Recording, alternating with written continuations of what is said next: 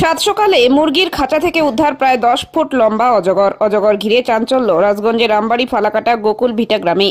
স্থানীয় মানুষ সূত্রে জানা গিয়েছে, রাজগঞ্জ ব্লকের বিন্নাগুড়ি গ্রাম পঞ্চায়েতের আমবাড়ি ফালাকাটা গোকুল ভিটা গ্রামের বাসিন্দা নিরঞ্জন বিশ্বাসের বাড়িতে মুরগির খাঁচায় গভীর রাতে মুরগির আওয়াজে ঘুম ভেঙে যায়।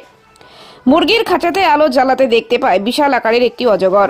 রাতে কিছু না করে সাত সকালে স্থানীয় এক যুবক দীর্ঘক্ষণ চেষ্টার পর অজগরটিকে উদ্ধার করে। প্রায় 10 ফুট লম্বা রয়েছে সেই অজগরটি। পাশে একটি মরা মুরগি ছিল। মূলত মুরগি খেতে এসে মুরগির খাঁচায় আটকে যায় অজগরটি বস্তাবন্দি করে বন দপ্তরের হাতে তুলে দেওয়া হয়। এই বিষয়ে বাড়ির মালিক নিরঞ্জন বিশ্বাস জানায়, রাতে মুরগির আওয়াজ শুনে দেখতে পাই মুরগির খাঁচায় বিশাল আকারের অজগর। বেশ কয়েকটি মুরগি খেয়েছে, সাথে মুরগির সমস্ত ডিম খেয়ে নিয়েছে। আগে দেড়টা নাগাদ আর কি মুরগি ঘরে খুব উৎপাত হচ্ছিল, মুরগিগুলো পকপকে ডাকছিল। দেখলাম যে দেখে ভিতরে সাপটা নজর 8-9 ফুট তো হবে। এর আগে কোনদিন ঢুকেন, এই প্রথম। হ্যাঁ, সাপটাকে ধরে নিয়ে গেল এবং এই রেঞ্জের অফিসে গিয়ে। অন্যদিকে অজগরটিকে উদ্ধার করে স্থানীয় যুবক সমীর মল্লিক জানায়, প্রায় 10 ফুট লম্বা অজগরটি মুরগি খেতে এসেছিল। একটি মুরগি মেরে খেয়ে ফেললেও তা বের করেছে। পাশে নদী থাকায় নদী থেকেও আসতে পারে বলে মনে করা হচ্ছে। আমবাড়ি ফালাকাটা রেঞ্জ অফিসে গিয়ে বনকর্মীদের হাতে তুলে দেওয়া হবে অজগরটিকে। গোকুল ভিটা থেকে রাত্রেবেলা আমাকে ফোন করছিল, তো মুরগির যে খোপ থাকে সাধারণত, তো সেই খোপে ঢুকছিল একটা রক পাইথন, এটাও রক পাইথন।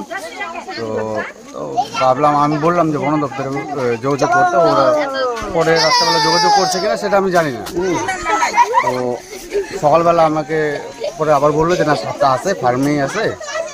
তারপরে আসলাম, দেখলাম যে হ্যাঁ ফার্মে আছে। তো কিছু ডিম খাইছে, তো একটা মুরগিও বের করলো। তারপরে সবটাকে উদ্ধার করা হইলো। এটা মোটামুটি 10 ফিটের কাছাকাছি হয়ে যাবে। না, মুরগি খেতে এসেছিল এবং মুরগি খাইছেও, একটা মুরগি বেরও করেছে। এটা বলা মুশকিল, এখন সাপ কোথা থেকে আসছে, ফার্মে ঢুকে আছে, মুরগির খাঁচাতে ছিল। এটা আমবাড়ি রেঞ্জ অফিসে দেওয়া হবে আর কি। কি হয়েছে?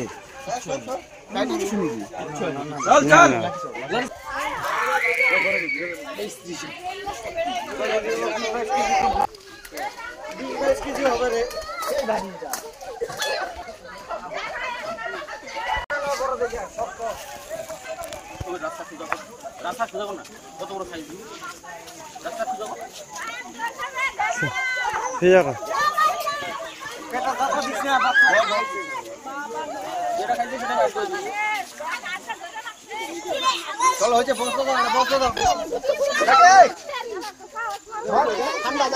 হয়েছে বাড়ির মালিক কই?